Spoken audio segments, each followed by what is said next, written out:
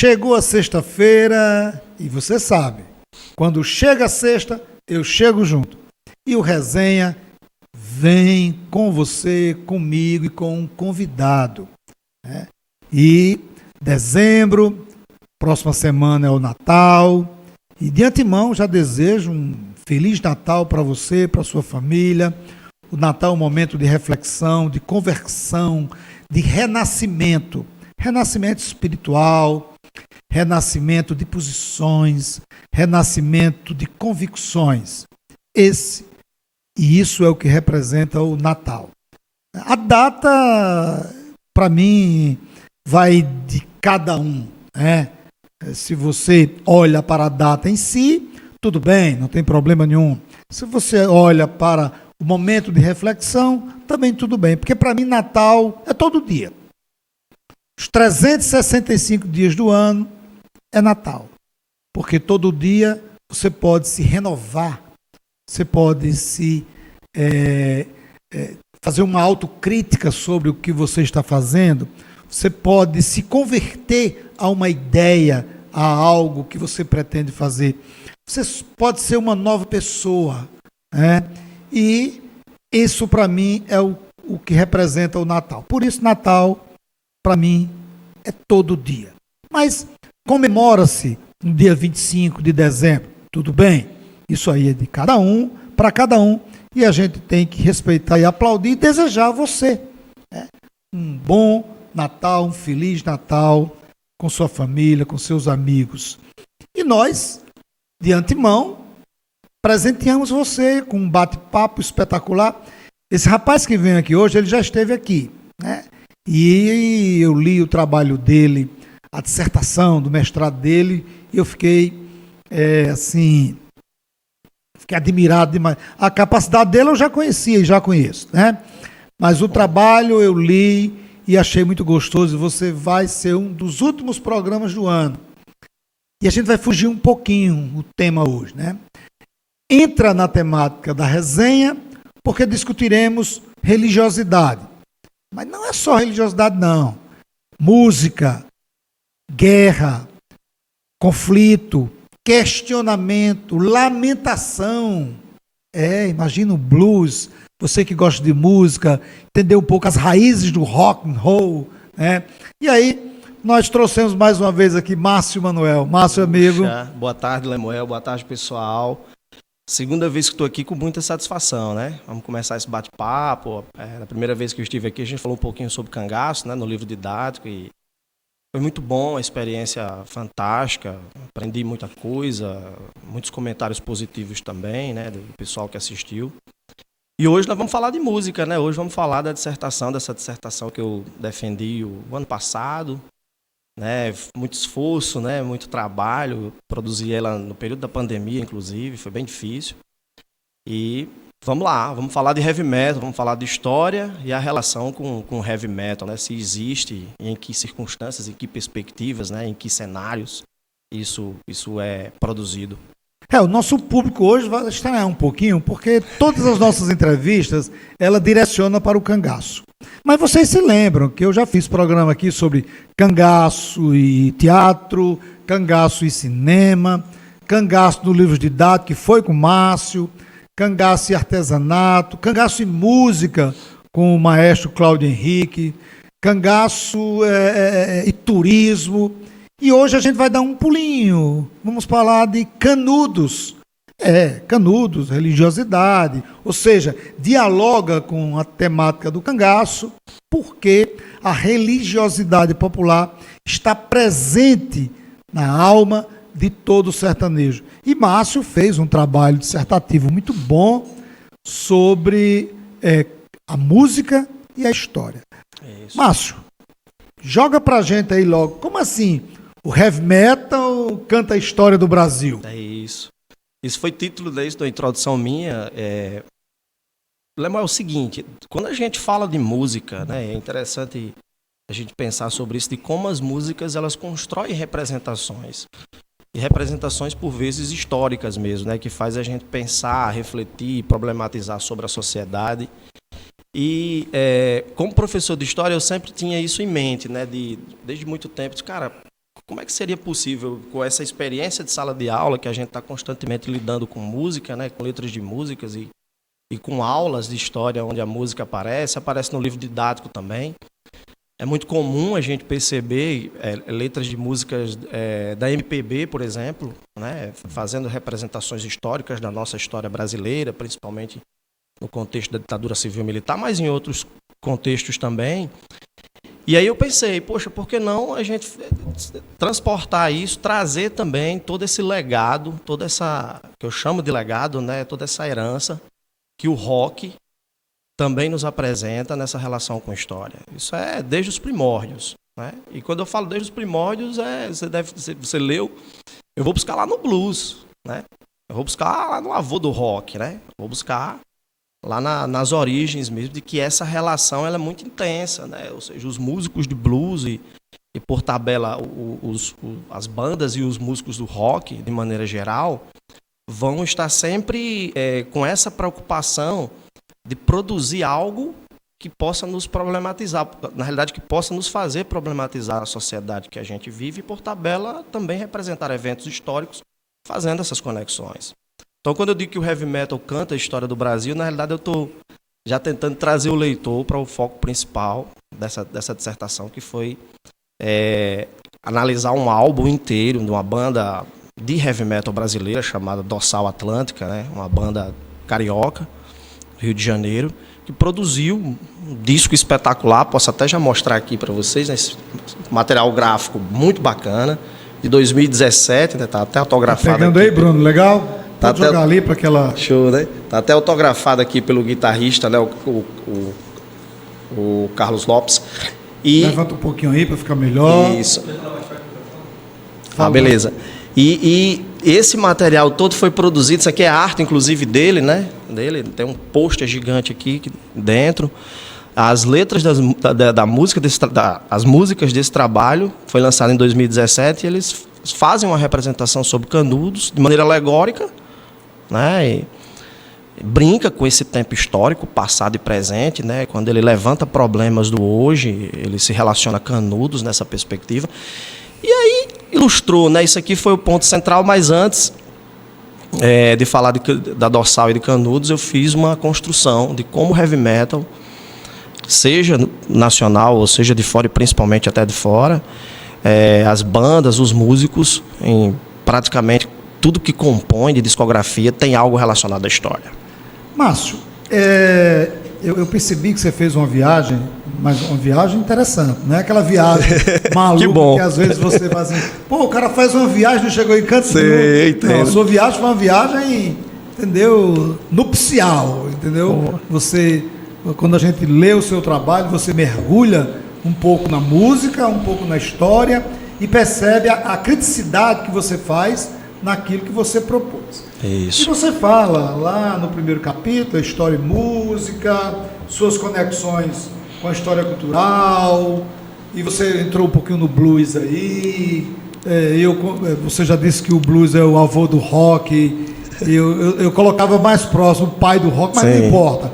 Para mim o rock, com todo respeito a vocês roqueiros, não seria nada sem o blues. Sim. Né? O rock, para mim, é uma filial, certo? E ser filial não é ser ruim, não, é valorizar o blues, né? Sem dúvida. Valorizar o blues. E o blues é um lamento. E você trabalha muito bem isso, é um lamento. O blues é a voz, né, dos que sofreram. Bom, e no seu trabalho também você cita algumas bandas brasileiras que fizeram e fazem música de protesto, estabelecendo diálogo com a política, com o passado, com o presente, certo? E vai jogando aí, né? E vai jogando. Mas você diz também que o rock, ele tem essa visão, tem essa postura crítica e progressista.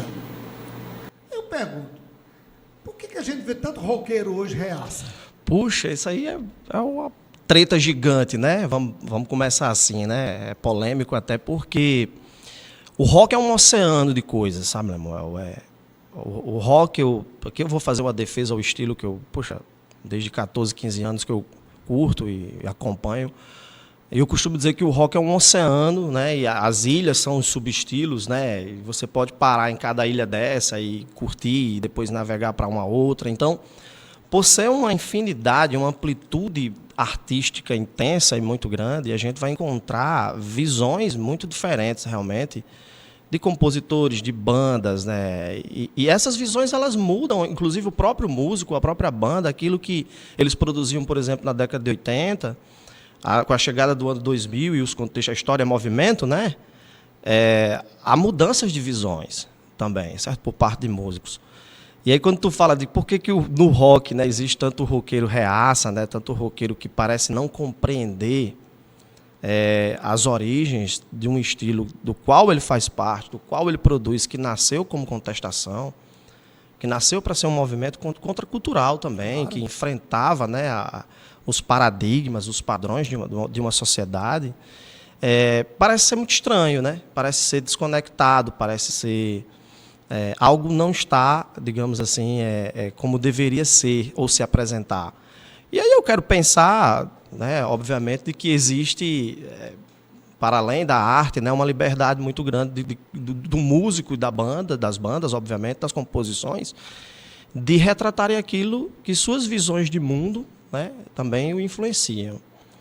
Né? E a gente tem realmente, poxa, no nosso cenário do rock nacional, a gente tem muitos músicos que, de maneira política, se expressaram, né, de maneira muito reacionária em relação a tudo que a gente sabe que aconteceu num passado bem próximo.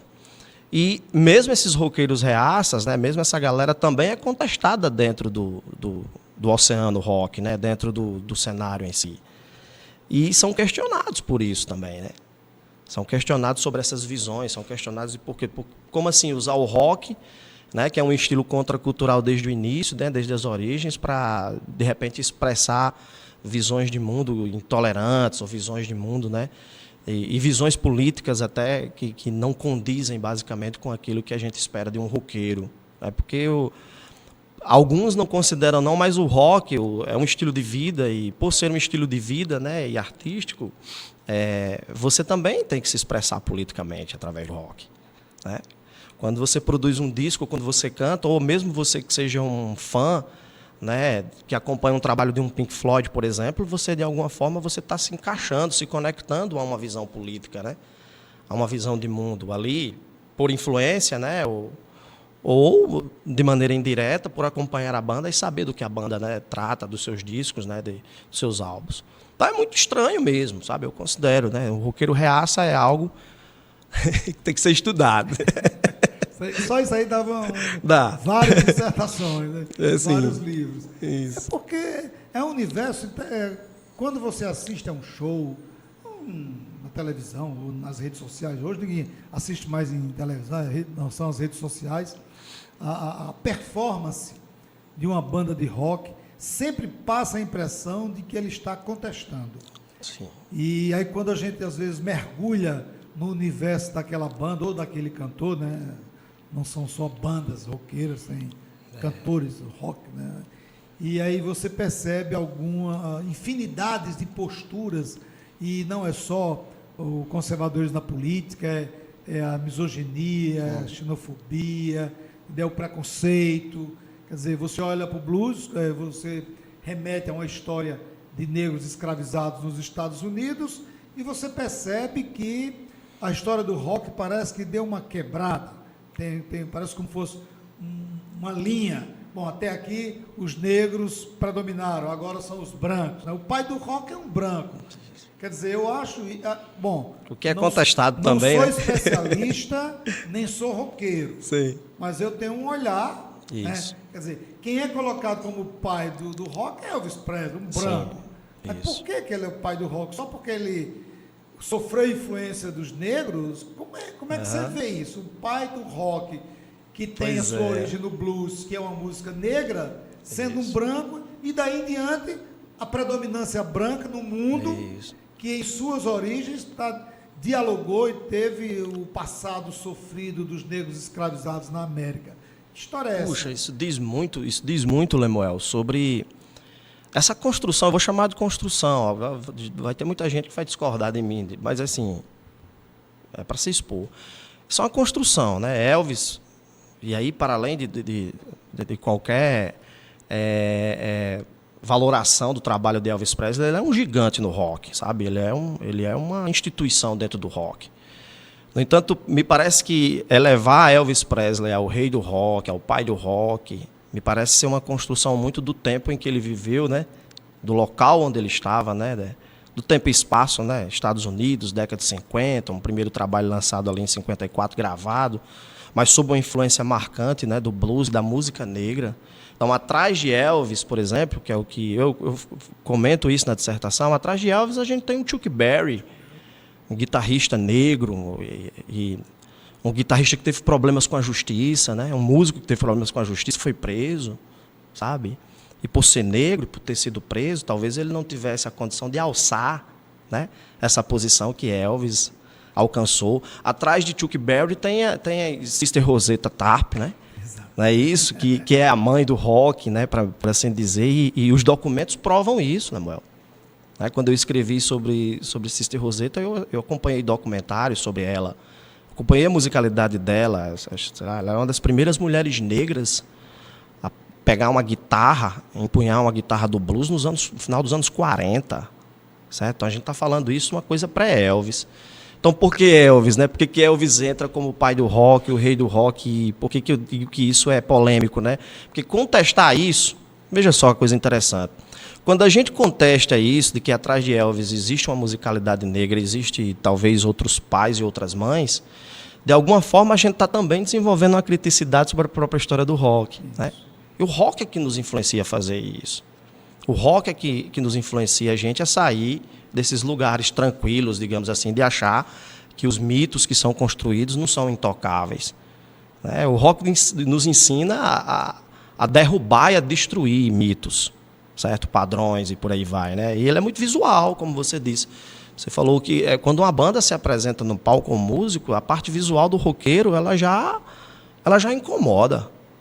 Seja antes no cabelo grande, né? Que era a indumentária, era roupa preta, tá aí eu todo de preto todo dia quase, dando aula de preto e tudo, com camisa de banda.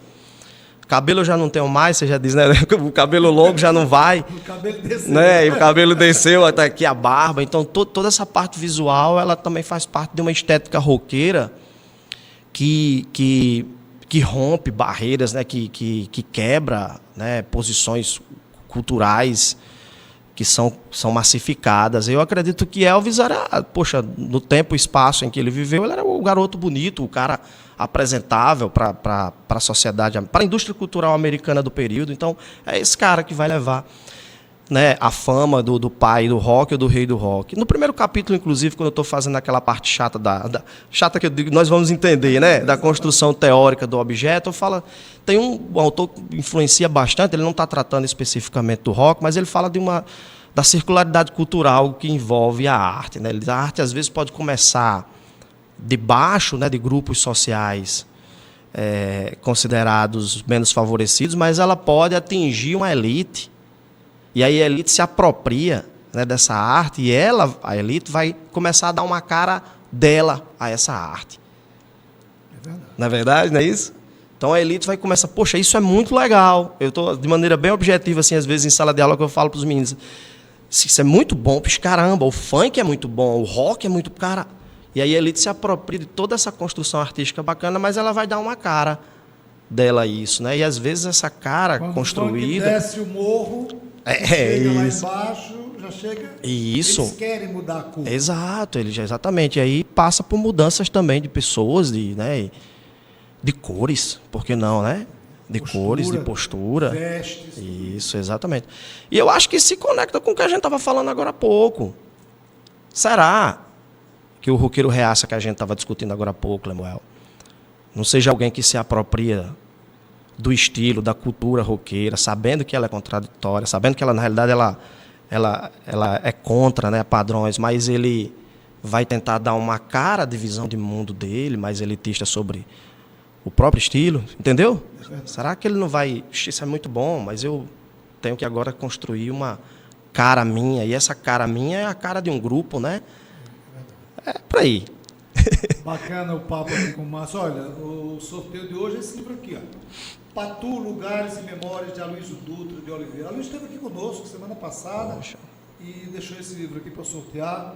você quer conhecer um pouco da história de Patu, e Aloysio Dutra de Oliveira, Patu, Lugares e Memórias, História Especial do Santuário do Lima, participação do professor Silvano Chamberg, que vai ser já sorteado aqui com o professor Márcio Manuel.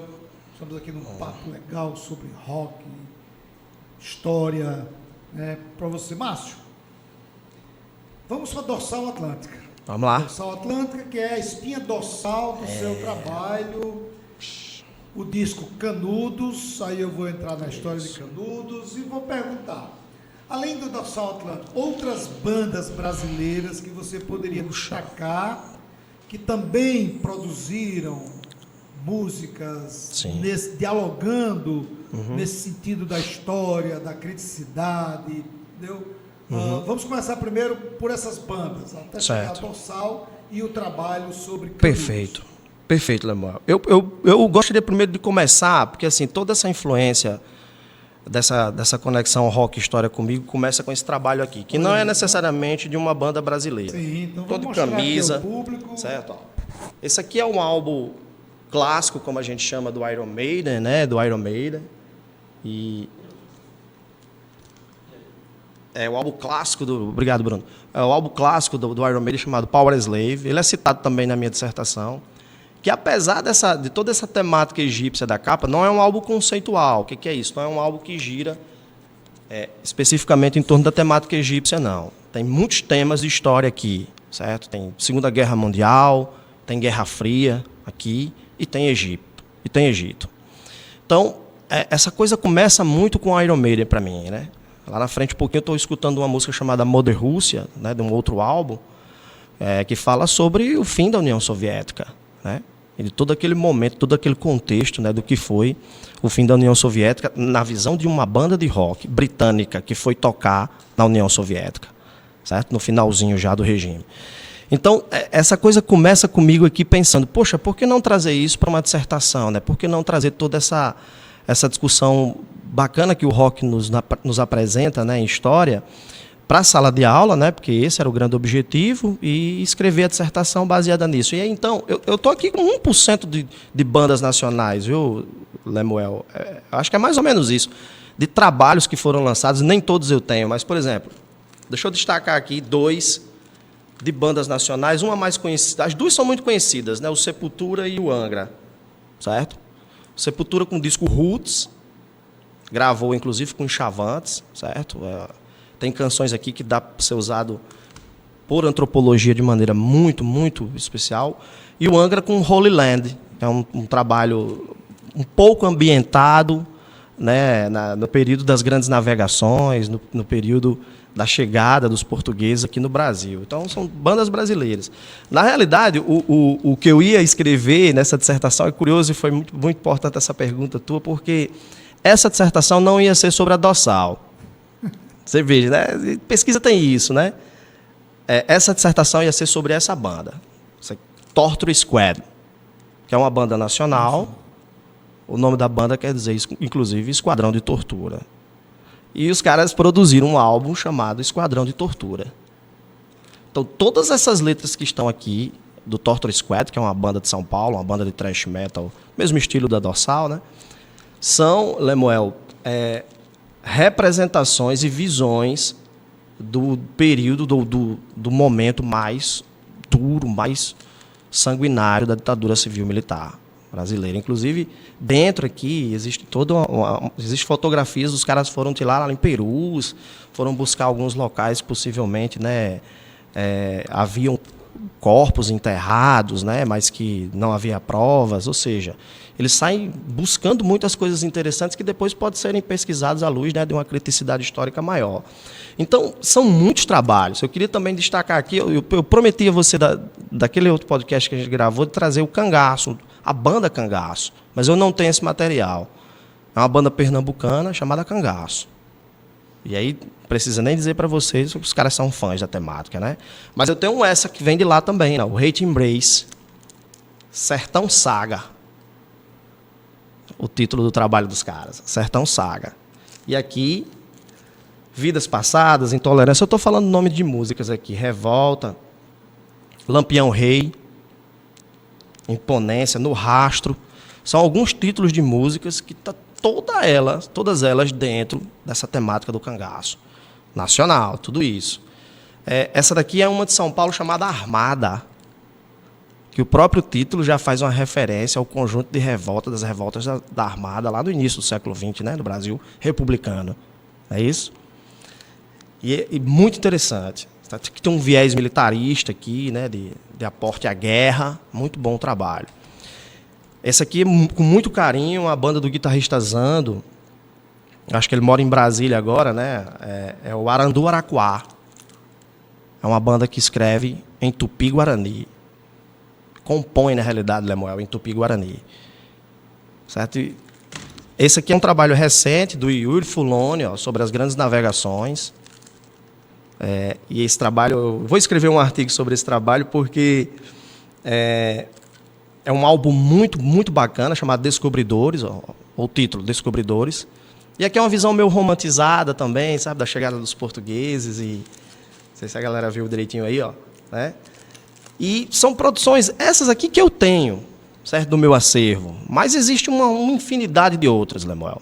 Aí a gente chega na Dorsal. A Dorsal, poxa, é uma banda considerada pioneira do heavy metal nacional, do início dos anos 80, e que já nos primeiros trabalhos os caras já descem a lenha na ditadura civil-militar, músicas como Guerrilha, certo? E outras que contestam, né, o regime. O primeiro álbum dos caras é de 80.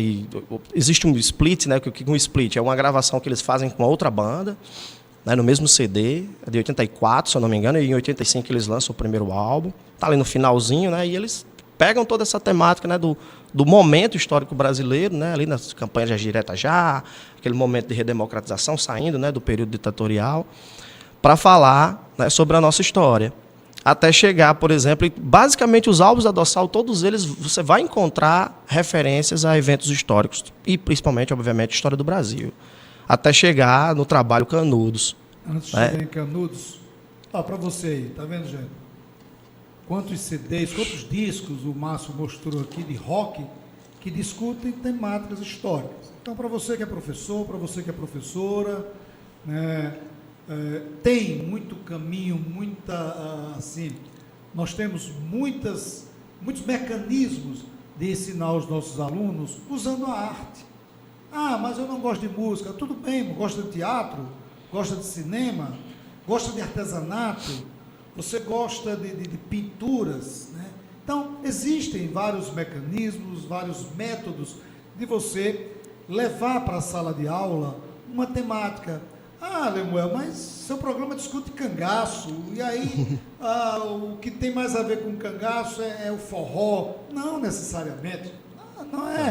Ah, tudo bem, então você não gosta de rock, eu gosto de forró. Poxa, então quantos forrozeiros bons, bandas e cantores que discutem a temática do Nordeste, dos sertões do Nordeste, do cangaço, da religiosidade, que você pode levar para a sala de aula, para não ficar aquela aula quadro, giz no não, exato. Apenas o livro, aquela coisa cansativa para o aluno. Dá uma dinâmica, chuta o pau da barraca, chuta o balde e transforme a sua aula no espetáculo.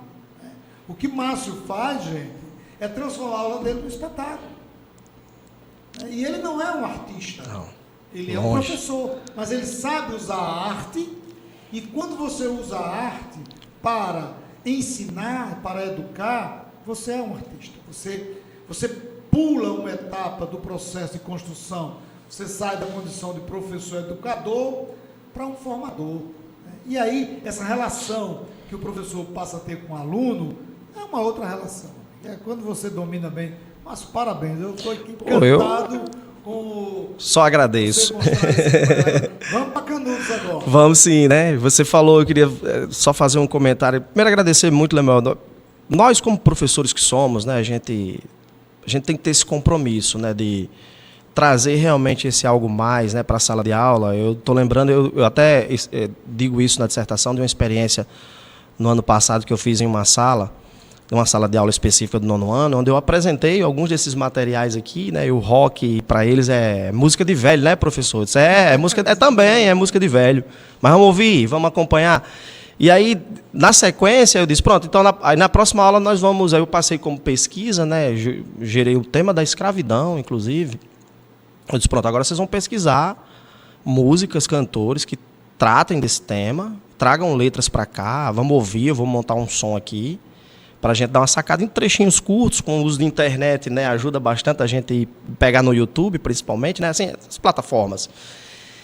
E, Lemuel, tu não tem noção da quantidade de músicas que esses meninos trouxeram, que esses estudantes trouxeram, assim, sabe? De indicações, feito por pesquisas. Alguns eles nem conheciam.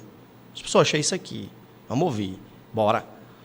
Sabe? Então, não foi só o rock. Eu até digo isso na dissertação. Nesse dia, não era o barulho do rock na sala de aula, não. Eram barulhos múltiplos. Era, MPB, exatamente, MPB, forró, isso. Eu lembro de... Enfim, é uma experiência muito bacana, foi muito gratificante nesse sentido. Me ajudou, inclusive, muito na construção do texto, que é um mestrado em ensino, né? Então...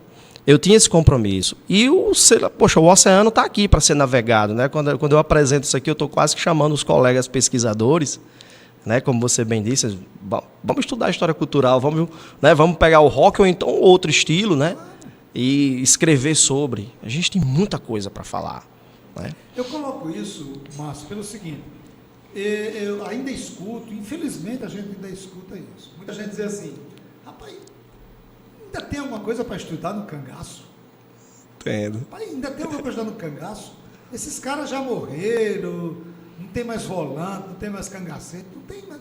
tudo bem, morreu.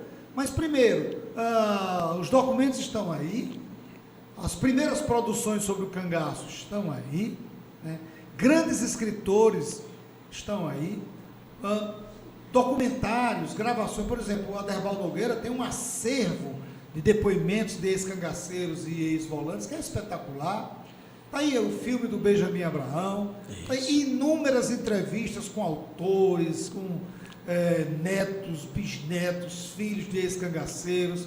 Aí vem, isso eu estou falando daquelas fontes mais próximas, né? Sim. As fontes primárias, né? Documentais. Aí você vê a música, você vê a literatura, você vê o cinema, quer dizer, você vê o teatro. Tudo isso, gente, são formas de você pesquisar sobre o cangaço, que aí você não pode dizer, não tem mais o pesado. Tem, e muito. Muito mesmo. O Márcio está dando um exemplo. Está aqui o Hate Embrace, né? Está aí o cangaço, por exemplo. A permanência histórica do cangaço no tempo assim é uma coisa extraordinária, né? O que faz, Lemuel, né? Uma banda de rock no linguajar, para a galera nos entender, de rock pesado, produzir um disco chamado Sertão Saga. Está aqui toda a indumentária, ó, a cruz, o chapéu do cangaceiro. E estilogravura, né? Estilogravura, isso, muito bem, estilogravura. Tudo que há de mais belo, sabe? Arte, e isso. Do Nordeste do Brasil.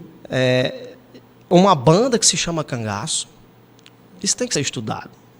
Isso não pode ser deixado de lado a troco do que alguém vai dizer, poxa, ainda tem o que se estudar? Tá aqui, né? Mas Canudos... Sim. E aí vem essa obra de arte... né? Eu tenho só querendo... A gente tem tempo hoje, né? E aí vem essa obra de arte da Dorsal, né? Que eu considero como um dos grandes trabalhos da banda, sabe, Lemuel? Canudos. A parte gráfica desse material, como eu disse para você, foi produzida pelo Carlos Lopes, que é o guitarrista fundador da banda, né? Ele é um multi-artista, né? E esse trabalho ele foi todo produzido de maneira financiada. Eu participei desse financiamento. Ele pedia ajuda, né, dos fãs. Eu acho que na época eu contribuí com R$50, acho que foi isso. Aí eu recebi o material todo autografado, certo? A parte visual, essa aqui é o Antônio Conselheiro, ó, né? Olá, Antônio Conselheiro aqui, ó.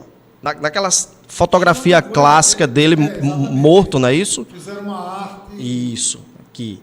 E internamente a gente tem um pôster gigante, né, com o nome dos apoiadores, e do outro lado uma representação também... Mas isso é vinil? Não, esse aqui é CD. CD. Esse aqui é CD. Ele veio assim grandinho, mas ele é um CD que tem aqui dentro, e tem a parte aqui do post e tudo, tem tudo bonitinho aqui. E aí a Dorsal produziu esse disco, cara, para fazer uma representação. Quando o álbum foi lançado, eu imaginei, poxa, eles vão mergulhar na Guerra de Canudos. Carlos Lopes vai mergulhar lá na Guerra de Canudos, vai voltar no tempo e, caramba, quero ouvir esse disco. Quando eu escutei o disco pela primeira vez e acompanhei as letras, aí eu tive essa grata surpresa. Ele não se prende no tempo... Eu estou falando não se prender no tempo histórico, me entendam. Ele não se refuta a ficar no passado. Isso. Ele estabelece um diálogo. Isso. E aí é o que eu acho que é o grande diferencial do trabalho, sabe, Lemuel? É esse bate-bola que a banda faz do presente e passado. O álbum é de 2017. E, latentemente, em algumas canções, ele constrói uma crítica política do período. Tem uma parte lá de uma música que ele diz, não temos nada a temer. E o temer é com um T maiúsculo, fazendo referência a Michel Temer. Sabe? E aí, quando ele produz essas músicas, ele usa Canudos como uma alegoria. Sabe? E ele mistura personagens. Tem uma hora que ele está citando os canudenses combatentes e está brincando com personagens históricas brasileiras do período da ditadura, no que ele considera também como resistentes. Resistentes ao Estado, resistentes à violência do Estado, resistentes à condição de desigualdade social.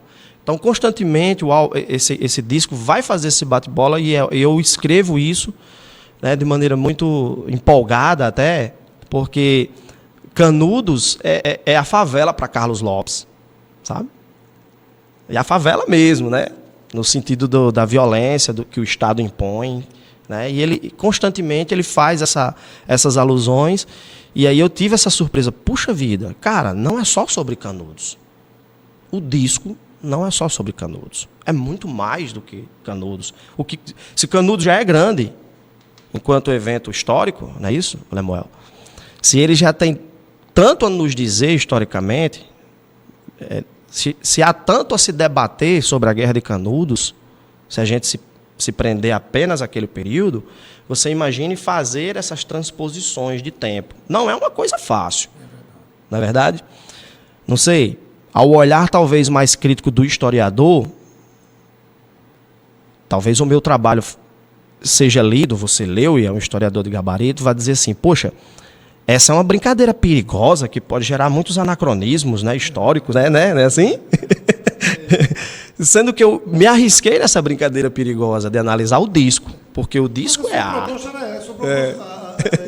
Não sei se você tinha essa intenção, mas chegou a mim de provocar. Sim. De provocar. Eu vou cutucar aqui para ver algumas pessoas, alguns ditos intelectuais atirarem a primeira pedra. Isso. Quando eu fizer essa provocação. E você conseguiu.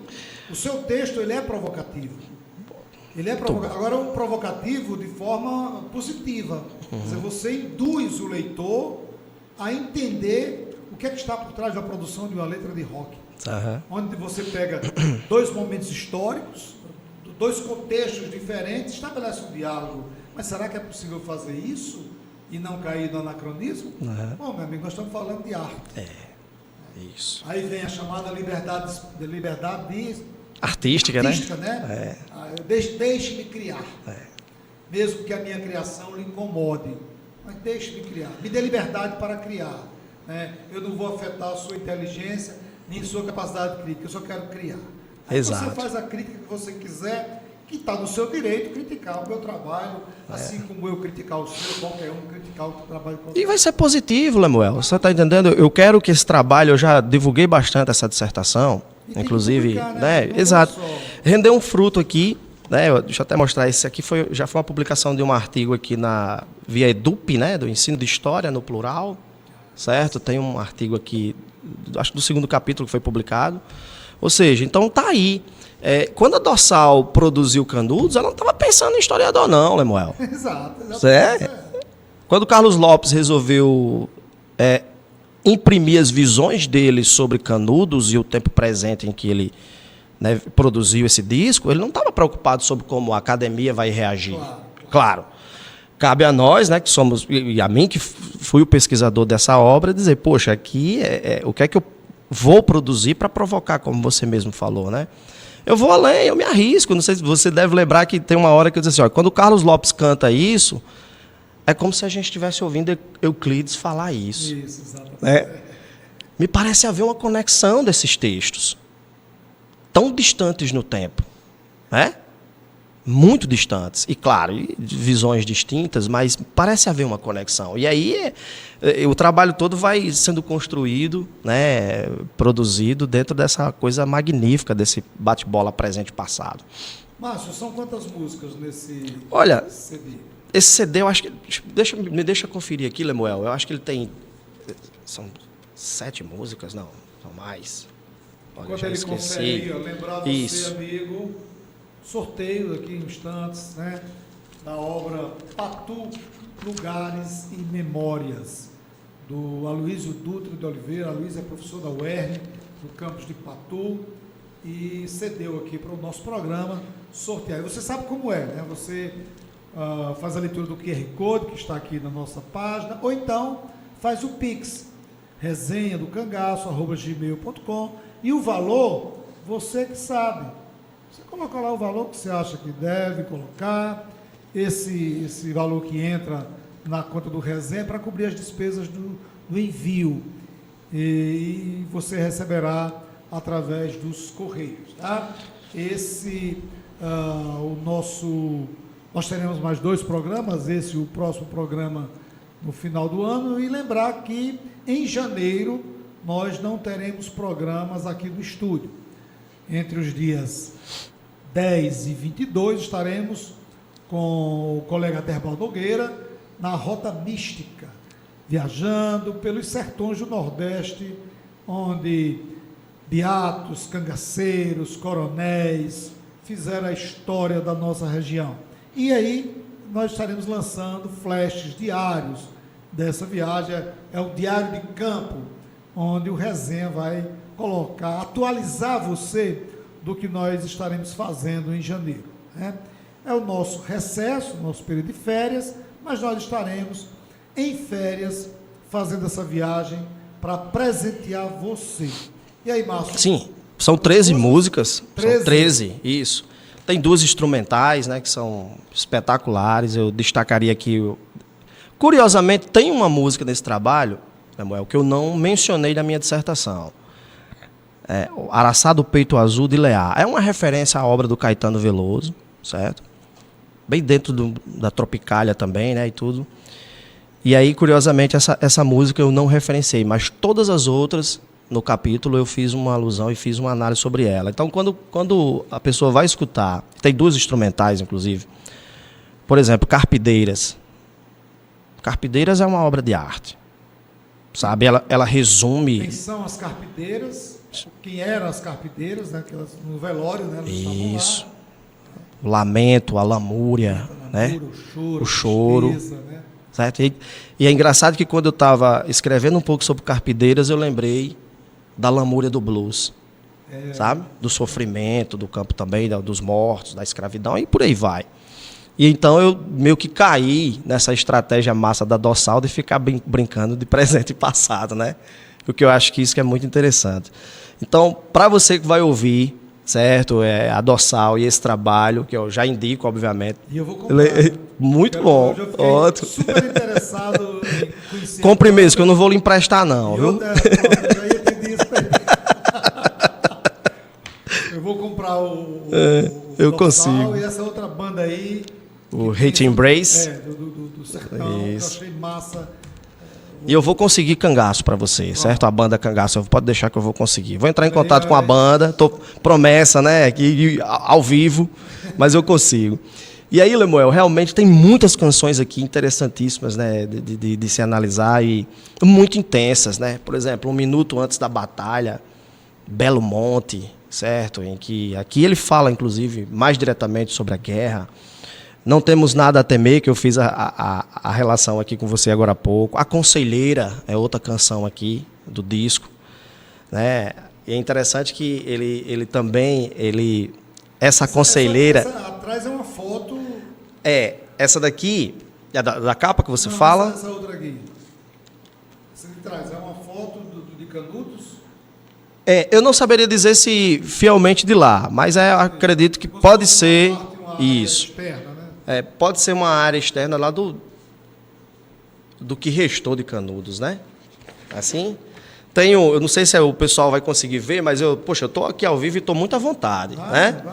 Mas vamos lá, olha, isso aqui é uma produção que eu acho bacana, magnífica, tudo isso vindo num CD, Lemuel, certo? Custando R$50. Olha aí. Sabe? Isso nos faz assim... Ficou legal aí, Bruno? Deu certo, né, Bruno? Micali, que eu mesmo... Bruno é roqueiro. Bruno é roqueiro também, né, Bruno? Caramba, então eu já te indico, mano. Deixa eu só fazer essa referência. Micali, que eu mesmo falo. Me ameace, que eu gargalho. Me proíba, que eu corro e faço. Tentem me matar, que eu renasço. Sabe? E eu não sei. Aqui a gente teria que entrevistar o artista, sabe, Lemuel? Aqui a gente teria que... Assim tá bom, Bruno?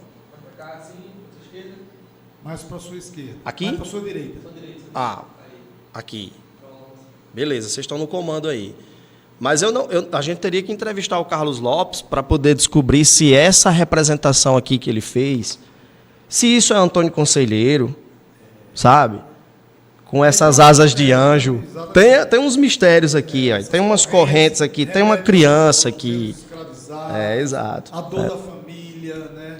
As crianças que foram... Exatamente. Estou lembrando de uma fotografia clássica aqui, que a gente sempre vê no livro didático do final, né, na Guerra de Canudos, que estão todos sentados, tem uma mãe segurando o bebê. Criança, né? verdade. Então, veja essa liberdade artística aqui. Né? E aqui tem os nomes dos apoiadores, né, do trabalho, e tem outras referências fotográficas também aqui, de personagens. Isso. Se eu não me engano, tem Marighella aqui. Ali é a foto do Rio Centro. Atentado ao Rio Centro, isso mesmo, né? Enfim, é uma brincadeira maravilhosa de passado e presente. E como eu disse no final do trabalho... E um disco denúncia, né? Um disco denúncia, isso. Um disco para você, no finalzinho do trabalho, eu até uso esse jargão, eu disse, cara, Canudos é sobre história, e é sobre história do Brasil. É pensar a história do Brasil através desse heavy metal aqui. Você falou em pensar a história do Brasil através do heavy metal. O último ponto que eu vi no seu trabalho, o heavy metal e seu potencial como instrumento de aprendizagem para o ensino de história. Como é, Márcio, que você consegue pegar um estilo de rock, heavy metal, e jogar na cabeça dos seus alunos que é possível conhecer a história do Brasil, ou a história geral, como queira, através de um estilo assim que mexe a cabeça, mexe o corpo e deixa às vezes a gente sem saber de nada. Isso. Como é que você faz? Caramba. Qual é a magia? Olha, velho, assim, é um malabarismo mesmo. Sei lá, eu entro... Se entrar na sala de aula, Lemuel, o pessoal assim, entra com a camisa, né? E os alunos, eles ficam olhando a camiseta da banda de rock, e como ela é muito impactante... É o tio, né? Aí o tiozão do rock, né? É o professor que só anda de preto. Professor, você não usa farda não, né? Na minha farda é essa. Né? Aí eles enxergam muito isso. Então, eu entro com Power Slave aqui, os caras já começam a ver Egito, e de alguma forma vai gerando uma conexão já de imediato, né? Com eles. Então, mas é uma coisa desafiadora, Lemuel, porque o rock... vai ter gente que vai discordar de mim, mas tudo bem. O rock hoje é um estilo nichado. O que é isso?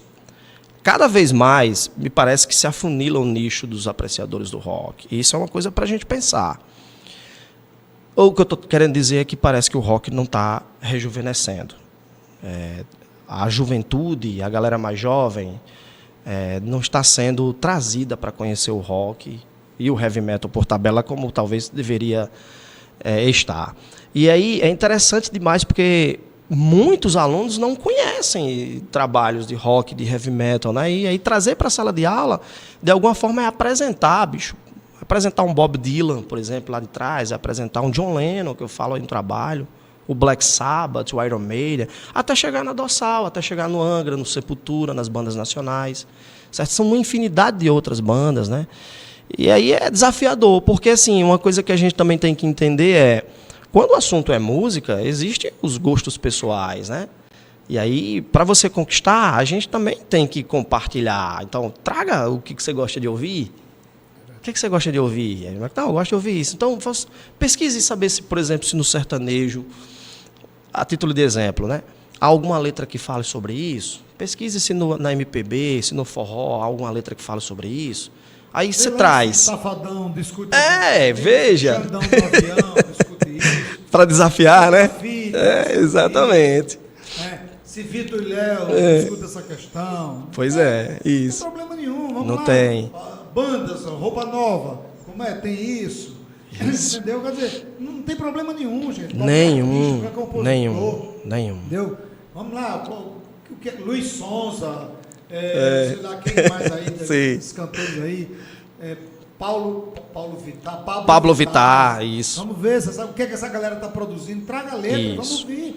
Porque se não tem necessariamente, não precisa ter necessariamente uma conexão com evento histórico ou com história, mas tem por tabela, porque de repente pode ser que alguma temática que se discuta de problema social, de intolerância, de desigualdade de gênero, racismo. Isso. Sabe? Então eu aprendi muito com eles nesse sentido. Não precisa ser necessariamente um fato histórico.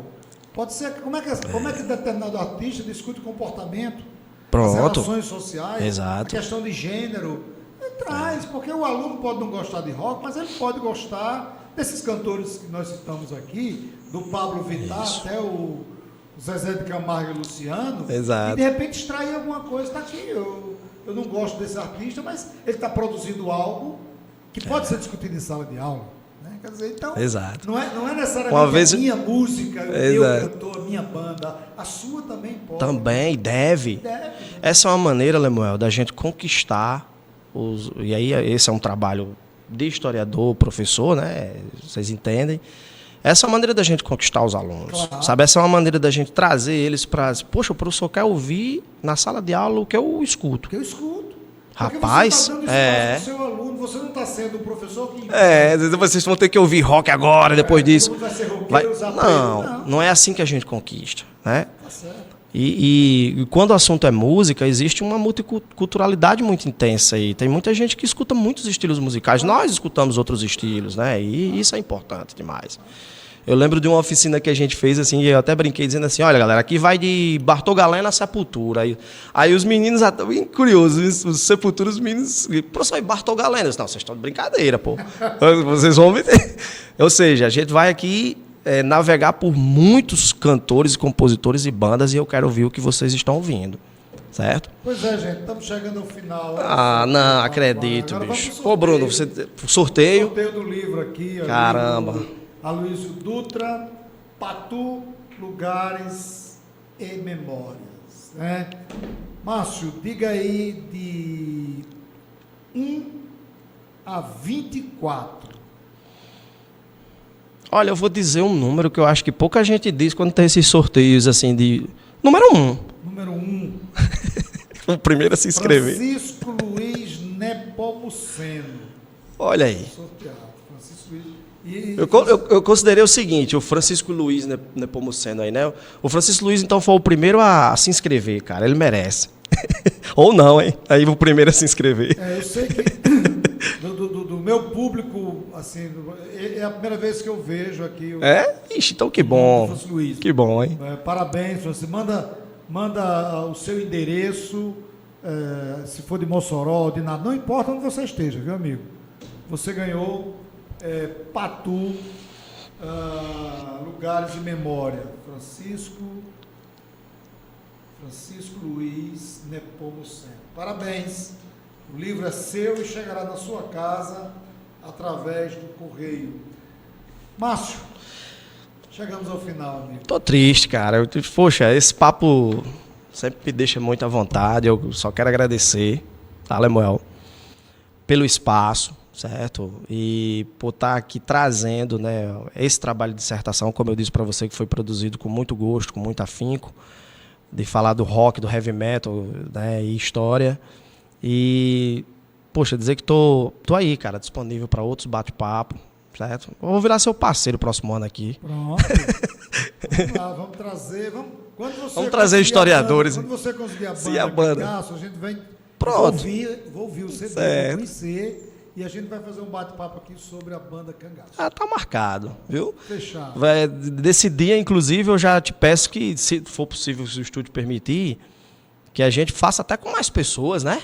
De repente, né? Vamos conversar aqui com a Vamos nossa trazer uns produção, caras ver- especialistas em cangaço, que você é um dos, e eu, para mim, aprender também muita coisa, né? Valeu. Bom, amigos, estamos chegando ao final. Hoje, sexta-feira, estou me despedindo. Nossa equipe agora vai curtir o Natal. Mas só em volta. Próxima sexta, o último programa do ano. Boas festas para você, um Feliz Natal. Um forte abraço a todos e a todas e até a próxima sexta-feira. Tchau. Show.